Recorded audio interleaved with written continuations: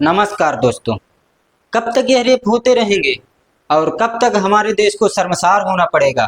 क्या इन हब्सी दरिंदों को इसी तरह से बढ़ावा मिलता रहेगा? नहीं, अब हमें उठना पड़ेगा, जागना पड़ेगा और एक धरना प्रदर्शन करना पड़ेगा जिसमें आप सब लोगों का साथ आवश्यक है। हम बात कर रहे हैं जो भैरव बाबा में गैंग रेप हुआ उसके बारे में, जहां पति को पेड़ से बांधकर 8 अपराधियों ने घिनौने अपराध को अंजाम दिया। उन्हें सजा होनी चाहिए जैसे राक्षसों को।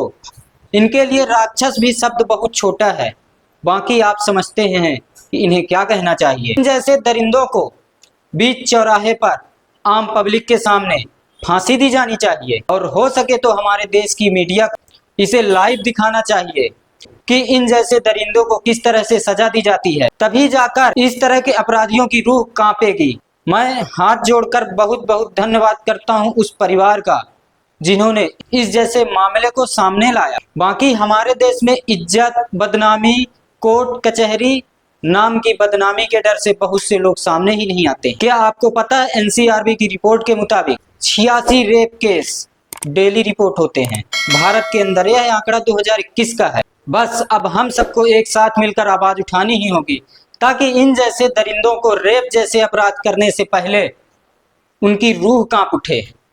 इन अपराधियों को रोकने के लिए हम सबको एक साथ आवाज उठानी ही होगी, एक साथ खड़ा ही होना होगा।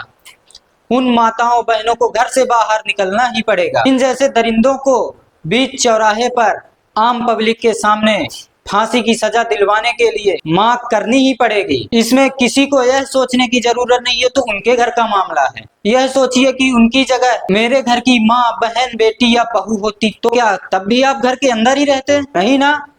तो आप भी हमारे साथ कानून से लड़कर उन अपराधियों को आम पब्लिक के सामने फांसी की सजा दिलवाने की मांग करें। आप जहां कहीं से भी हो, कल सुबह 28 अक्टूबर सोमवार को रीवा कमिश्नर कार्यालय के सामने एकत्रित होकर विशाल रैली घोड़ा चौराहा से प्रकाश चौराहा होते हुए, हॉस्पिटल चौराहे से सिरमौर चौराहे होते हुए कलेक्टर कार्यालय पहुंचकर कलेक्टर को ज्ञापन दिया जाएगा। इस रैली में एकत्रित हूं। धन्यवाद दोस्तों।